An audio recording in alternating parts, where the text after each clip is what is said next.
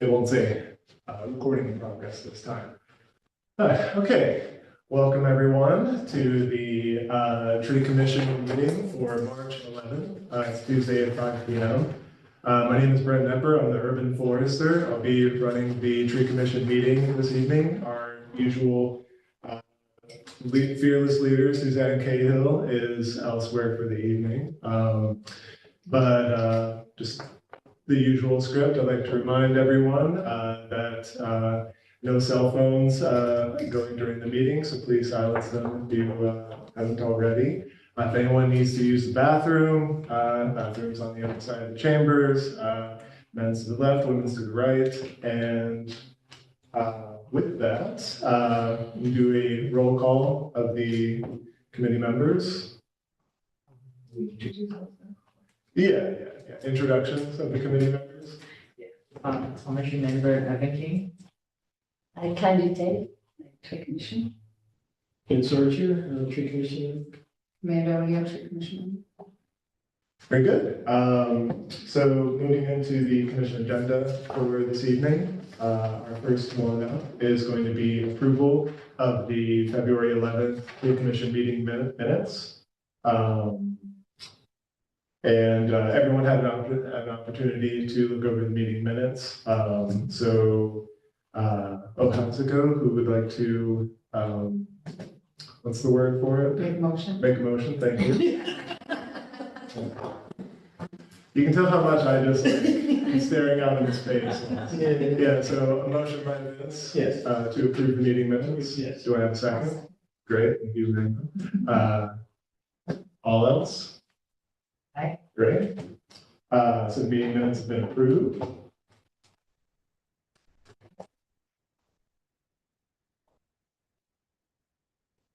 Okay, next up, we're gonna do, we had one last minute tree permit come in. This is for a removal. And let me go ahead and pull up the tree real quick.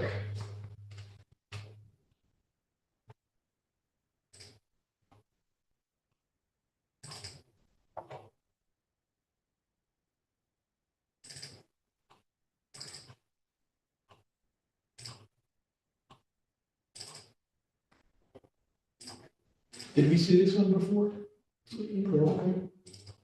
I don't recall if we did.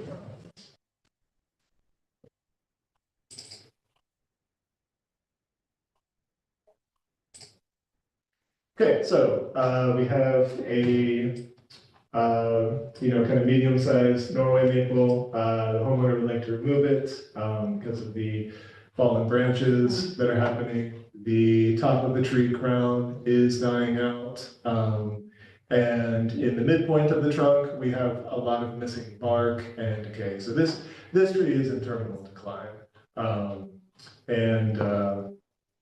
With that, I'd like to open the floor to discussion by the tree commission. Yeah, no discussion here? Yeah. So would any commission member like to make a motion? Make a motion with the standard conditions of, getting the permit and replanting the tree. Okay, so It looks like they have enough Yeah, definitely. space to do a new tree? Mhm, Yeah. So I've got a motion from Amanda to remove the tree with standard conditions, including planting of a new tree and protecting the bluestone sidewalk during Yeah. removal. Do I have a second? All right, Vince? And put it to vote. Great. Next up on the list is our urban forestry grants update. So just wanted to give you all, it's been a little bit of a roller coaster ride past month. Where the main grant that the city has been operating urban forestry stuff, including my position, has come through the USDA Forest Service, and the administrator for that grant about a month ago sent a letter note as a suspension of all activities.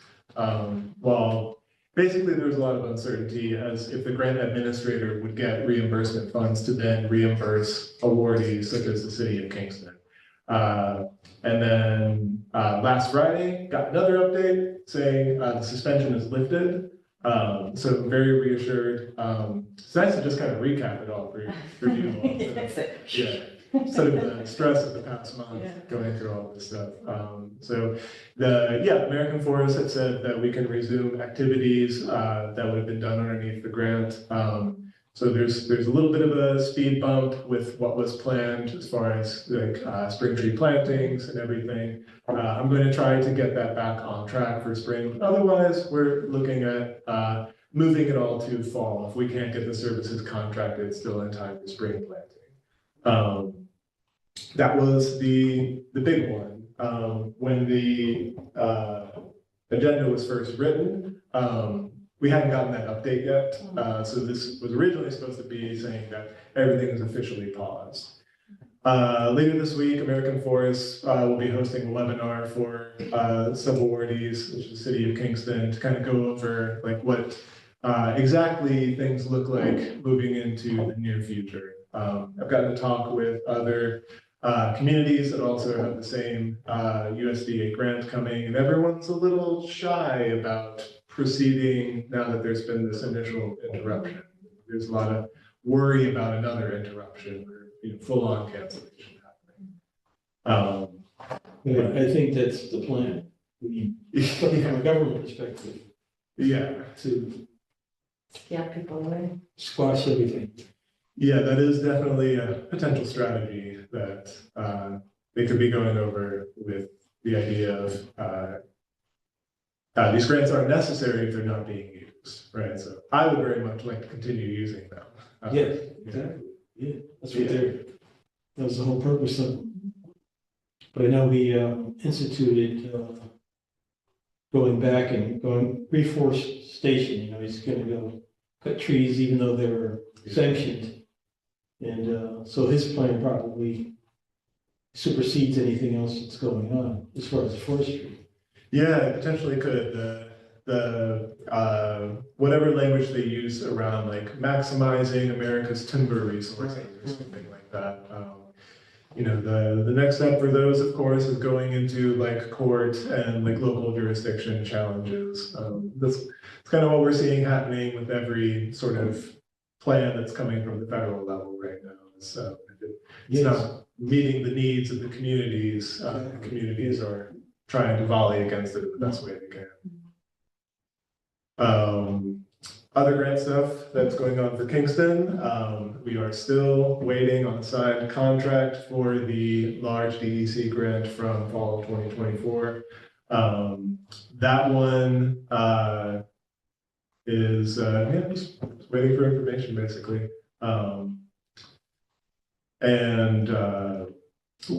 Where was that grant from? Ultimately, those funds also come from the Inflation Reduction Act. Yeah, so I have not been told by anyone with the DEC that there is a holdup with the grant contracts moving forward because of their sourcing coming from the Inflation Reduction Act. So it seems like it's either not on the radar or not being spared, or there's additional information that I haven't been given. And then some hope in the near future, so we could all use that, would be, if you all remember when our local DEC forester, Michael Callan, came for one of our previous meetings, the Community Reforestation or CORE grant. We are finalizing the application for that.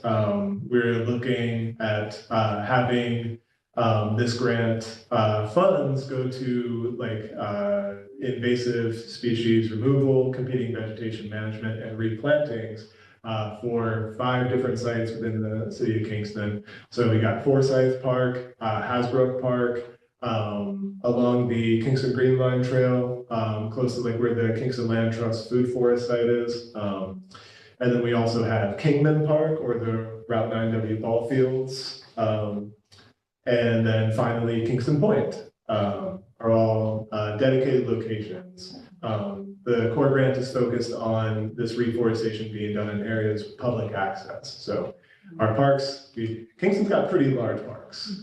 So be able to apply these resources to those areas would be really impactful. And the deadline for it is tomorrow. Yeah.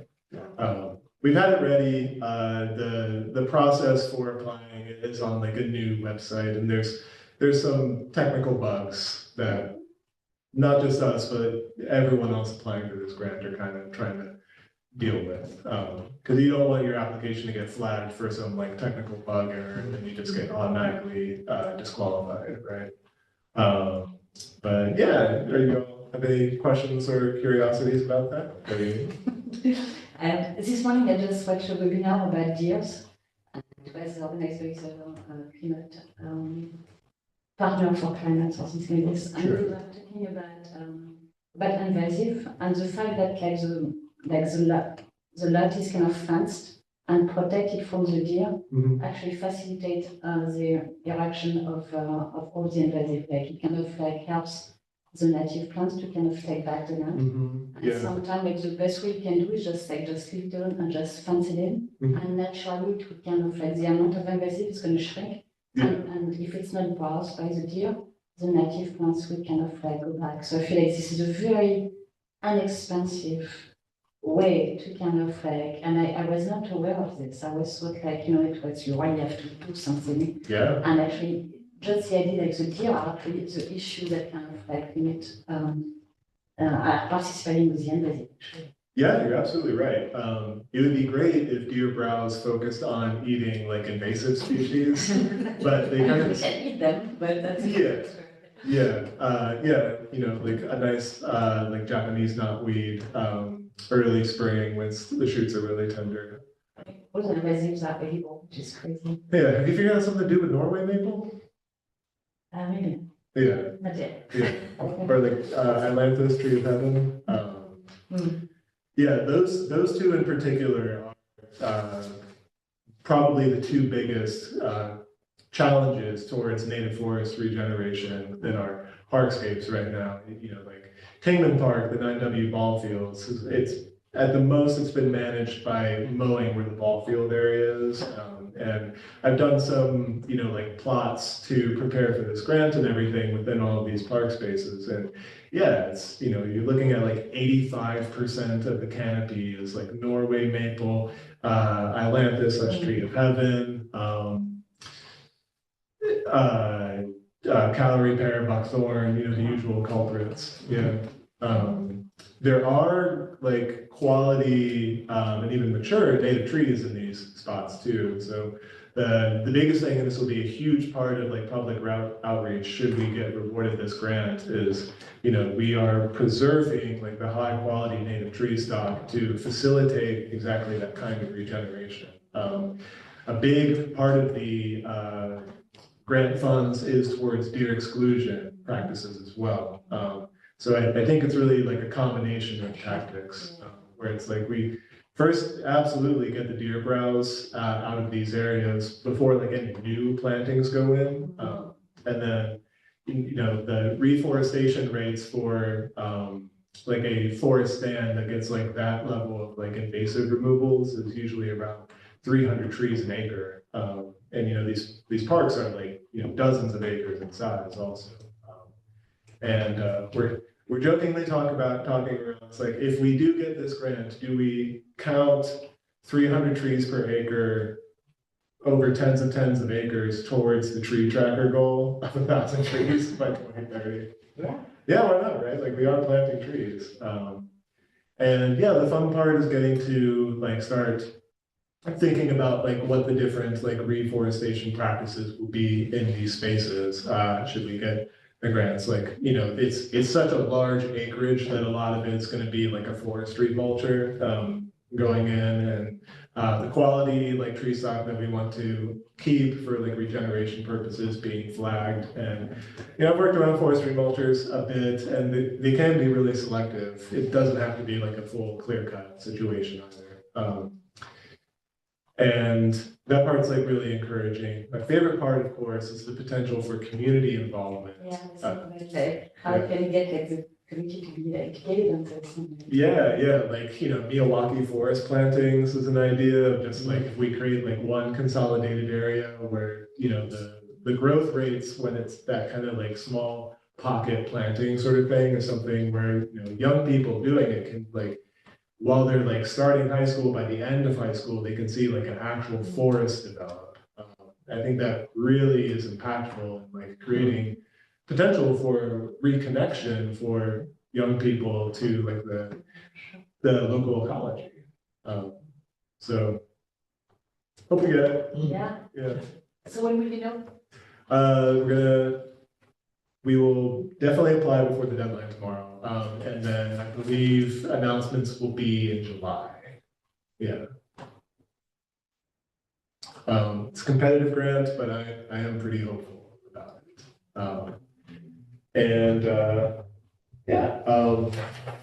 As far as like what's on the radar with grants, that is like the main things right now. Some of the smaller DEC grants that kind of come up annually in various rounds. So like last year was round 16 for like some plantings or removals. DEC has said to expect those to be announced in the last quarter of this year. So we probably won't hear anything about smaller planting, like urban forestry plantings for like street trees and removals of, dead and declining trees until, after September. Yeah. Did your contact, did they hire somebody to backfill George Brookles? So George's role has been filled by Michael Callan. Right. Yeah. Michael has also said that they plan to have hired a urban forester for this region of the DEC in April. Okay. And I'm hoping, I don't know who this person is yet, but I'm hoping once they're hired, like that we can get them at the Arbor Day celebration. Yes, yeah. Yeah. They normally send over some representative. And has it been George in the past? He has, but then there was a younger man that came Mm, last year. Yeah, no. Last year, we didn't have anybody. The year before, when we were at the center on Lower Broadway, mhm. that's when the younger man came. Oh, okay.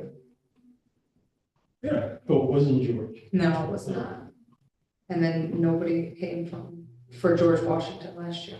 Oh, really? Yeah. I was gonna ask about that, if anyone came for George Washington. I don't believe anybody was. Okay. It was, but there was like, the entire school participated in the event. Mhm. A lot of people from Teddy's group came because they bought the tree, obviously, and then, I guess that was it. I don't remember anybody from the DEC coming that year. Okay.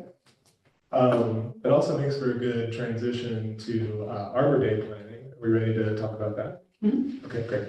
Amanda, what do you got for us? Okay, so, as I was saying before, we didn't have a lot of snow days this year, and Kingston has been left with 4, so unless all of a sudden we get a snow day, the teacher over at the high school emailed me today. First, he was sorry that he couldn't come, but he had a professional development opportunity that came, I guess within the last couple of days but he had been planning to come. And he said that in one of the next board meetings, they're going to be making the decision on the school days, and they have 4 snow days left. We have the Monday after Easter, which is 4/21, off already in this district.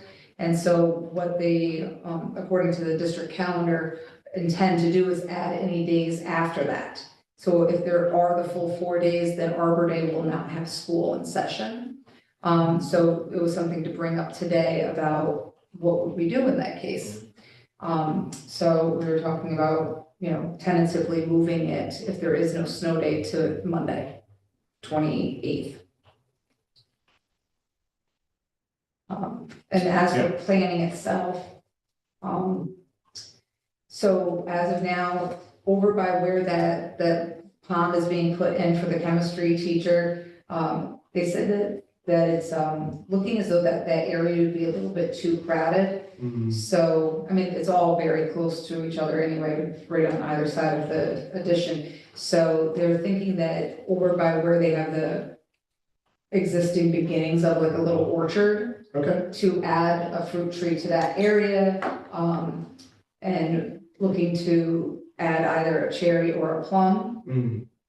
I did say that you could go over, so that's still in the works, so, Yeah. you know, to take a look and see what the best fit would be. Mhm. And then for project purposes, they have an art teacher that's looking to do a project with the students in reference to Arbor Day. And there's an ecology class that's also going to do a project for the event. So we have, you know, two different views, so that's great. Yeah, would both those projects be able to like present? There will be, yeah. Okay. That's one normally when we have some sort of an activity. Like we had a poetry writing contest, the students went and read. For GW, it was the building-wide singing, and then they had a smaller group that did sign language. Mhm. So they did a song and acted out sign language, and then they have their grant for the Peace Singers, which is an after-school activity, and they did some singing as well. Okay, great, Mhm. yeah. You got one question, though. Since they're planting fruit trees, I assume they want them to they're gonna do something with the fruit? Well, only if they can get germinated, so. Yes, they have a garden. If it's an orchard Here. setup, then yeah. We even missed the meeting last time, they have like a garden Oh, there, yeah. and they have like a little orchard that they're starting. Oh, nice. So they're, You've been over there to Yeah, see. yeah. so Yes, they're it is. compatible trees for germination. Mhm. Yeah. That's why he referenced the two that they already have in existence, the cherry and the plum. Oh, they do have it. Mhm. Yeah. They have a few and that we would just add to that, Yeah. because they're looking to expand that area. And that's why I had suggested that Brent goes over and talks to them a little bit, sees what That's right, takes a I look. missed last month's meeting. so. You had other things going on. Huh? You had other things going on, as I recall. Yeah. Yeah. But yeah, I mean, like cherry and plum, they're both like within prunus, so they can like pollinate each other. Well, they can. cross Yeah. The prunus is kind of forgiving in that way for like the cross pollination. It does mean, and this is like frequently the case with like fruit trees, that like that subsequent fruit, the seed within it would not get you like an Right. actual match Right. with one thing or another. I mean, I'm happy to talk to them about that. In general, I do have a slight hesitation with planting like cherries, plums, or anything prunus these days because of black knot. Everyone. So maybe you could take a look and see what they have, and Yeah. there was discussion about a couple of others last month that, Oh, yeah. Kaki. Yeah. That's And that actually popped in my head afterwards. Is Diosporus cacti the Japanese persimmon and Diosporus virginianus the American one? I think yes, Virginia is Okay. Yeah. Yeah, Kaki is like the vulgaris name in French, that's why. Oh, really? Okay, cool. I didn't know that. So yeah, the Asian persimmon varieties are the really like cultivated grocery store edible ones. And our Native American ones are astringent until basically like after Thanksgiving. But they are delicious, I mean. Yeah, I forage them all winter long, honestly. I mean, it would be great to have alternative trees.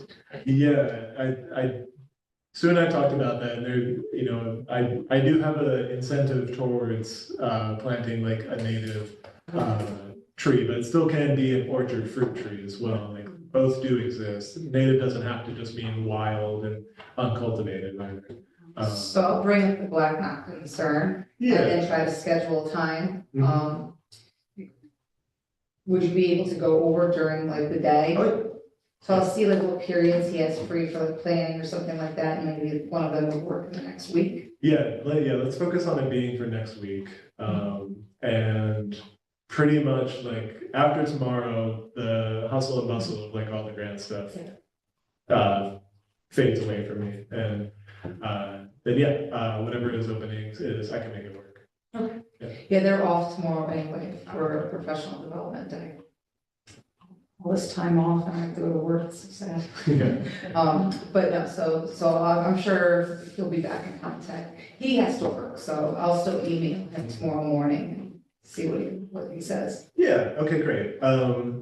Is there any communication from the school board or like So superintendent? Sue will have to send a letter once we work out any fine tuning detail and get confirmation from Tibby. Okay, And that's, you know, that's just a technicality anyway, but probably next week at the same time, we'll be able to have her put together the letter. She already has it anyway, it just, send it every year. Yeah. Okay, great.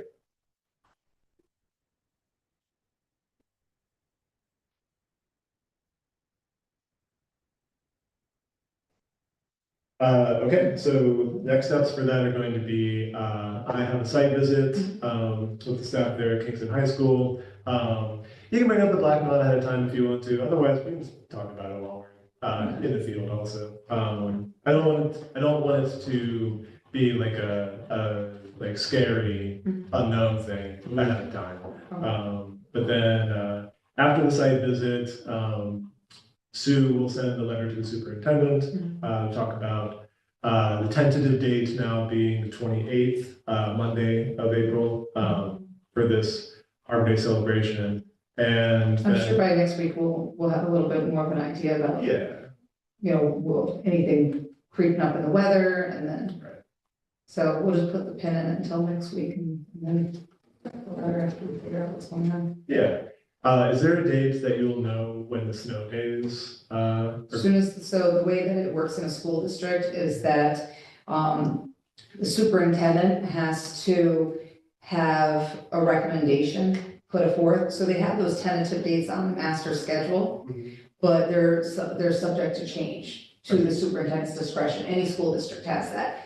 And so he or she has to put it in front of the school board, and the board members are the ones that will vote to approve, in this case, his recommendation for how to use those snow days back. I see, okay, So it's just like red tape. So yeah, I don't know when the next board meeting is. I feel like there was just one last week, but I might be off. But I mean, it'll say it in the board agenda typically, Okay. so I'll keep an eye out for that and see if it's in there. great. That sounds really good. I'm trying to figure out how to make the recording for everyone. Who's of course watching from the YouTube live stream, not to show the dead tree anymore, but it's fine. Okay, it's fine. Great. I think those are our next steps then for Arbor Day. Since Tebby is not here this evening, I'll send an email to Tebby. As far as whatever trees that we decide on for this planting thing goes, how that'll work is I'll find the appropriate trees from like local nurseries, pick And then them they up. go. Yeah, and then they go and buy them. And then we'll usually pick them up. If it happens on a Monday, on Monday the 28th, we'll pick them up on Friday and they'll just be in local storage. Normally, what happens at the schools is that, once everything's coordinated with a time and a date, then, I have typically in the past, worked with the administration to get in touch with buildings and grounds. Okay. And they'll go over and dig the hole, and then Kylo in the past has gone over and put the tree in, and then over the course of like, they get on Wednesday or Thursday, the hole would be there, and then they go over and put like the initial soil in, normally leave a pile of that or a pile of the mulch for the actual. That was gonna be my next question. Is like, student involvement is just for like the backfill, within their capabilities, right? And this is high school, so they're not. Do the students have any interest in digging a hole? Probably not digging a hole, because normally the buildings and Back- grounds will take care of Yeah. that, because they'll have, And you don't use the machine to back up. Yeah, it's just, Because and they've been, the buildings and grounds with Kingston, they're really nice, and they've always been, so helpful. that's great, yeah. In the rare situation that there were students who would love the opportunity of digging a hole, It could be a discussion when you go over there. See what they say. yeah, like, the potential for more involvement is always like the seed behind these sort of things. But yeah, it's like if it's like, okay, how do we figure out like what students are gonna be trusted and like where the shovels and everything, that sort of, does it end up just being like making more sense for buildings and grounds to dig the initial hole? But I mean, I don't know how much involvement some of those kids have had with some of the other plantings and everything and the establishment of, like, were they out there? Yeah, it's some kind of like, Yeah. usually the trees is kind of like, yeah, it's really hard, but it depends on the ground also. Right. Because like most of us, the ground here are challenging, so it's kind of like hard, but like this, the shrubs and the perennials, like no problems. So if it was just one tree, the thing is like usually we do like a bigger space, but if it's just one tree, and there's a team, I feel like if the ground is cooperating, it should be. And I don't know how that soil is over there because it's new construction area. Maybe it's Yeah. just like a feel and just like, Yeah. not too bad. But Yeah, I mean, that I'm makes sure sense. I'm sure he'll have an idea about it, having already done work over there, so. Let's see what he says when. Yeah, I think that's the right way to handle it. I just wonder, like, maybe like a soil test for like the orchard to make sure, because I'm thinking like if it's a new construction and they put fill, sometimes there's like, some kind of pollutant in It's the true. ground. Like usually we always do like a soil test before we do an I'm orchard. sure that they have, with what they're doing over there, establishing that in the garden. You would think that they would make that part of the lessons as well. But I feel like. 50/50, Yeah. in my experience. Sometimes it gets tested, I sometimes. mean, especially like in school, I think it's important. to kind of, like, Yeah, there's a lot of information around like tree uptake of, potential contaminants, and then like, does it only like show up in vegetative growth versus in like sexual reproduction growth and these sort of things. But it does seem to kind of really be on like not even a species to species level, but like an individual tree and an individual location kind of level. And I'm sure because I would have to think that construction was done with a capital bond project.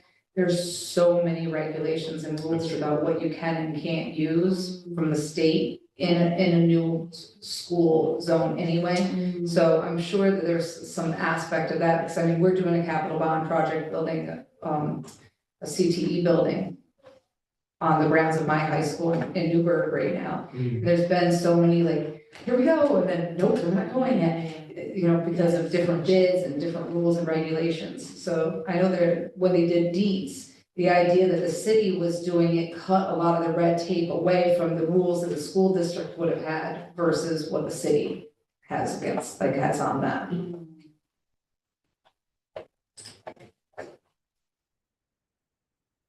But in this particular case, if they did a core sample on the soil Mhm. here, the school would do that, or? I'm sure they would have had to have done it I for, mean, if in fact they didn't, and Green suggested that they do a soil sample, they have to dig some core and then take it somewhere to get animals. It's all Maybe- part of the maybe discussion. Cornell. Yeah, Cornell could do it, just run it over to Kingston Mall. but it's something to note to discuss at the time. Yeah, I made a note of the soil testing also. Well, great. I think that's a good like settling spot for where we are with Arbor Day.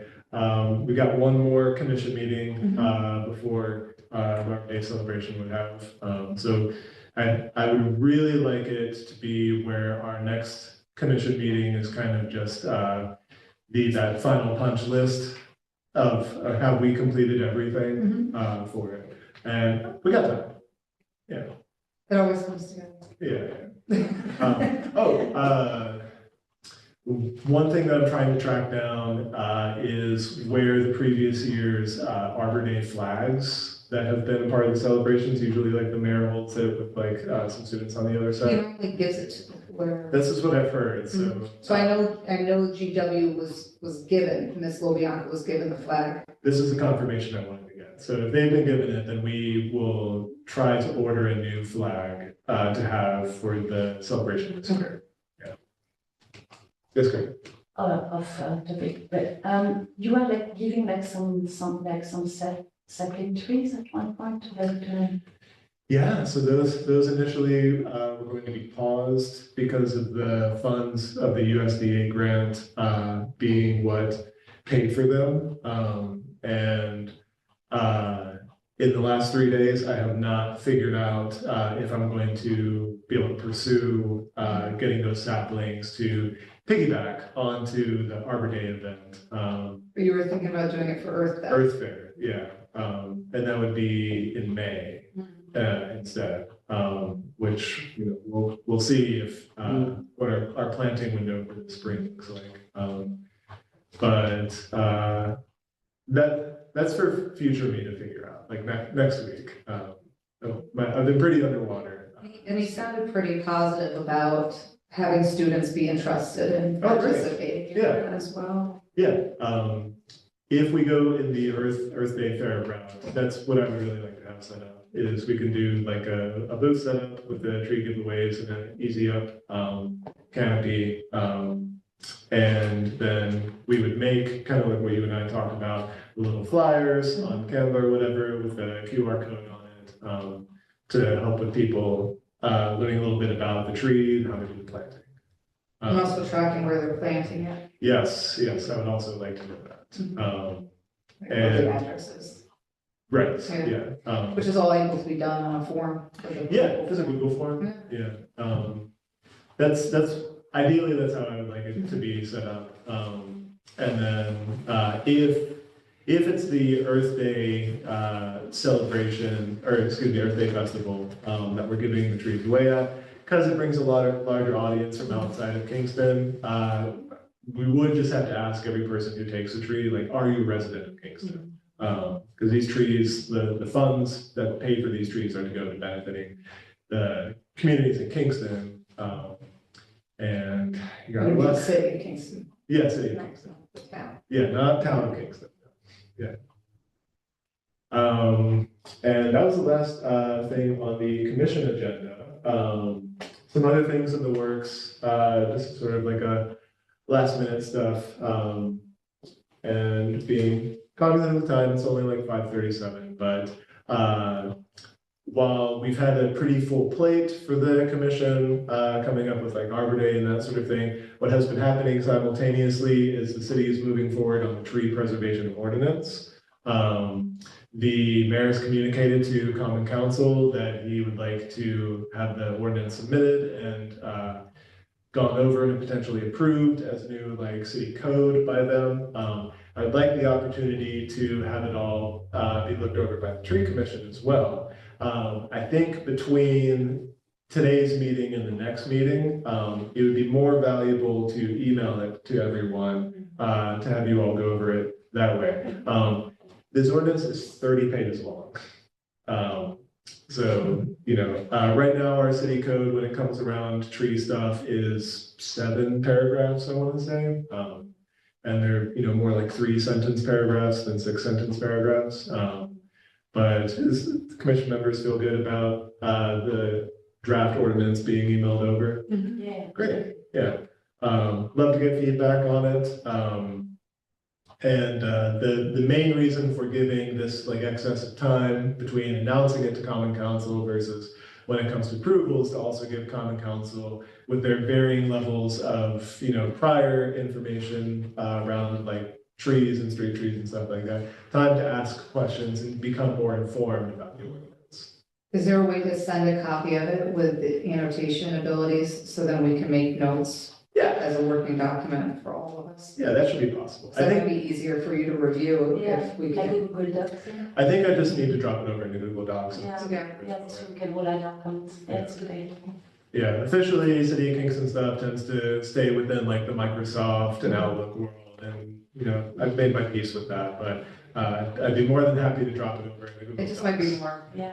It'd be productive way, instead of, all of us bringing our notes or emailing them Exactly. separately. If we all saw what Yeah. each of us were thinking, it might Yeah, spark it's more of like an idea anyway. Yeah. So it's gonna go over to you all. Then I'll plan to have it come over by Google Doc, and I'll get Tebby updated on this as well. And Sue updated as well, since she's out also. Beyond that, that's kind of the happening things going on with trees right now. Yeah, it's a lot of stuff happening simultaneously. Yeah, It's spring. yeah.